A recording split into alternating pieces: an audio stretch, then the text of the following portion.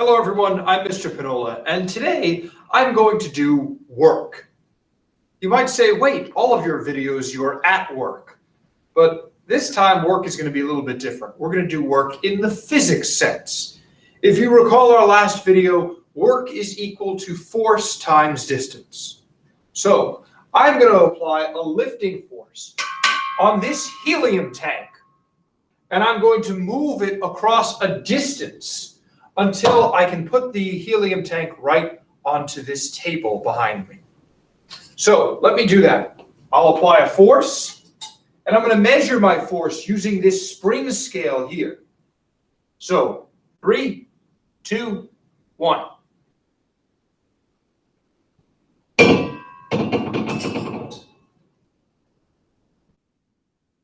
So you might be wondering, how much work did I need to do to lift the helium tank onto the table behind me? Well, recall that we need two pieces of information to find work. We need to know the force that I used, and we need to know the distance through which I applied that force. Now, to help me do that, I'm going to use the spring scale that I was using to measure the force as I lifted the object. I measured a force of 38 newtons while I lifted the tank. Let me show that to you a little more closely. If I bring my tank up to the screen here and I let go, you'll see that it's roughly 38 newtons to lift an object vertically using this spring scale. But remember, I didn't just need force, I also needed distance, and that's why I have a meter stick with me as well. Let me measure the exact height of the table, because that's how high the distance through which I moved the tank. If I line the meter stick up, it might be a little hard to see from where I have my camera positioned, but it's exactly 91 centimeters. So, the information I need to know to figure out work: the force I applied to the tank, which was 38 newtons according to my spring scale, and the distance through which I applied that force, which was 91 centimeters, or 0.91 meters. So the work that I did in lifting up the helium tank can be found by using the force, 38 newtons, and the distance, which I measured with the meter stick, as 91 centimeters. But you might remember I said at the end of the last segment that the distance is actually 0.91 meters. That's because I didn't want distance in centimeters. Those aren't SI units. Instead, I'd rather measure my distance in meters, because meters is the SI unit. So although this is true, we'll cross it out. Now let's do a calculation. Work can be found using force times distance. Do I need to reorganize that at all? No, I'm solving for work. It's okay the way it is. So let me go in and do a calculation here. Work is just going to be equal to 38 newtons multiplied by 0.91 meters. And I'll take out my calculator in order to do that. And if I do 38 times 0.91, I will find that I do 34.58 units of work. But what units? Well, you might remember that since I multiplied newtons times meters, Newton meters is an absolutely acceptable unit that you could use to measure work. But since work is also a transfer of energy, we can also use the unit for energy. Do you know what that is? If you said joules, you'd be right. This is indeed 34.58 joules of work that I did in lifting the helium tank. So that's all well and good. I calculated the work that I did in lifting that tank up as 34.58 joules of work. But what if I lifted the tank like this?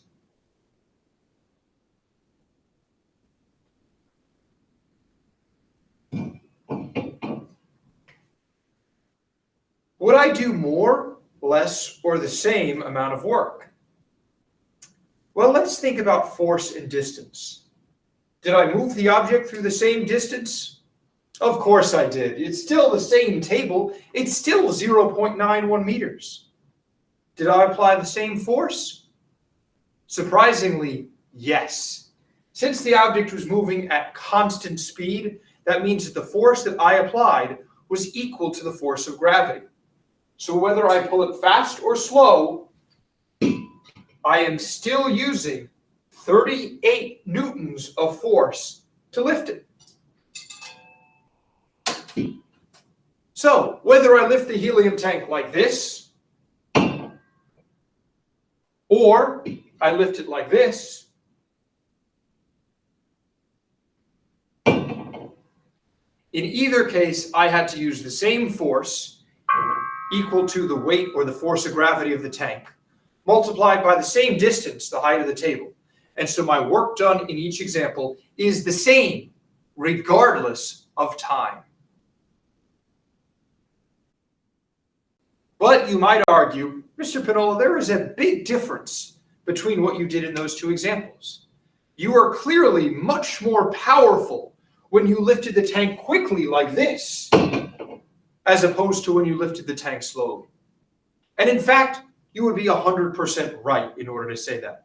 I am more powerful when I lift the tank quickly. And that's because there's another physics concept that we're going to look at today. And that is power. How are work and power related? Let's take a look. So what is power? Well, the physics definition for power is that power is a measurement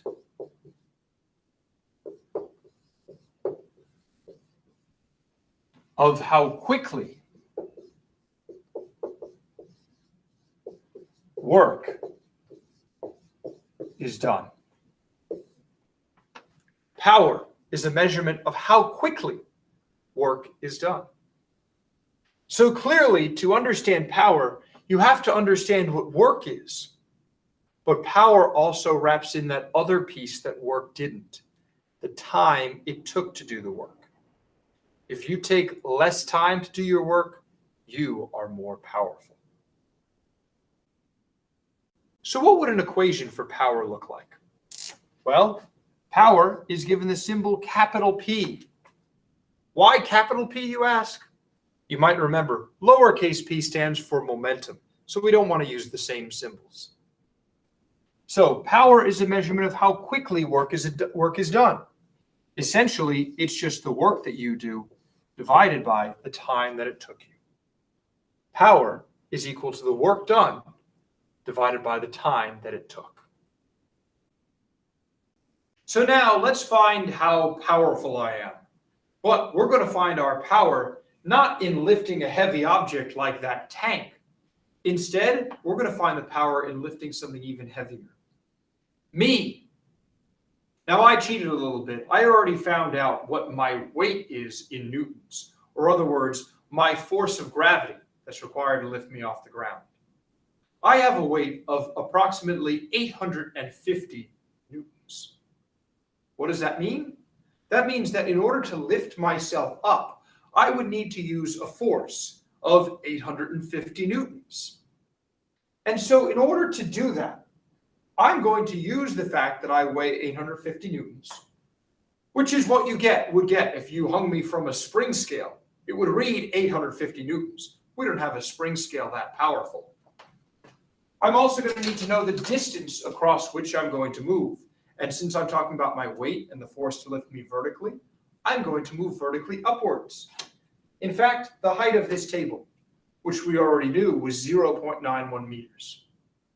But I have my force, I have my distance that I'm going to move. I also need to use my phone as a stopwatch to measure the time that it's going to take me to get to that distance. And so I'll get a stopwatch out on my phone, and I'm going to figure out how much time it takes me to do work, or in other words, to apply a force to lift my body up this distance. So I've made myself a staircase, and I'm going to climb to the top of that tabletop. Now, even though I might be moving horizontally, we're only concerned about my vertical distance. So the distance is still 0.91 meters. Let me start my stopwatch and time how long it takes me to get to that tabletop.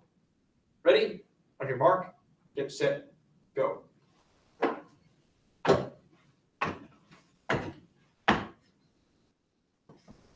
4.43 seconds. Let's use that information, 4.43 seconds, to calculate how powerful I was in climbing to the top of the table. So here's the information we have. I'm looking for my power. I have the force that I used. I have the distance through which I applied that force. And I have the time that it took me. So I will think about my equation, power equals work divided by time, and realize that, wait, I don't have work. Instead, I need to find work first before I get power. So let me do that. I'm going to first find my work using force times distance. And the amount of work that I have in climbing onto the top of the lab table is equal to 850 newtons times the distance, 0.91 meters. Plugging that into my calculator, 850 times 0.91 gives me a work of 773.5 joules. So I'm going to take that number, my work in joules, I'm going to put it with my given information, because now I know how much work I did. I showed how I calculated it. And now I'm going to use it to find power. So power equals the work I did, 773.5 joules, divided by the time it took me, 4.43 seconds. And let's see what I get.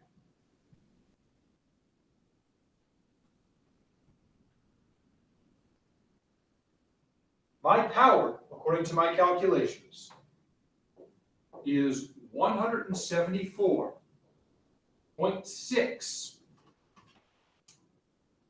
So I found my work first using force and distance. And then I used my number that I got for work, along with the time it took me to figure out my power. Now, if you're a keen physical science student, you might have noticed that I forgot something. I did not include a unit with my power. Do you know what the unit for power would be? Well, there's actually two options here. The SI unit for power would just be what we did in the formula. Joules per second. How many joules of work did you do per second? But as you might remember with joules, joules were just a nickname that were given to Newton meters. They were named after James Joule. The unit of joules per second is also named after a scientist. Also a scientist named James. And that scientist's name is James Watt. What? James Watt. W-A-T-T. Not what, but watt. And so that means that my power is actually 174.6 watts. Or if I wanted to just use the symbol, 174.6 W for watts. Before we move on, I want to caution you about something that trips many, many students up. Do you notice that the symbol for work is a capital W? So work is 773.5 joules. The units for power are watts.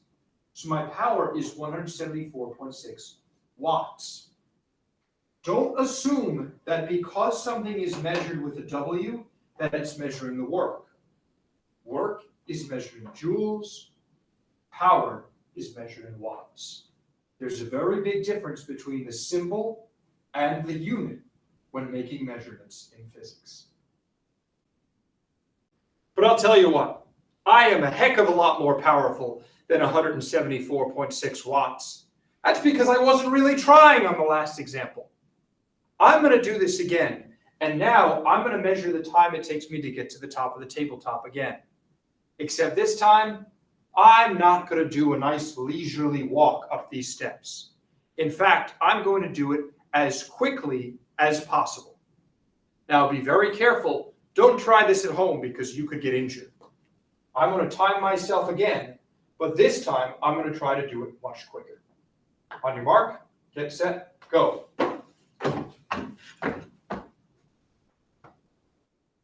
2.29 seconds. That's much faster than the last example. Was I more or less powerful this time around? Let's go find out.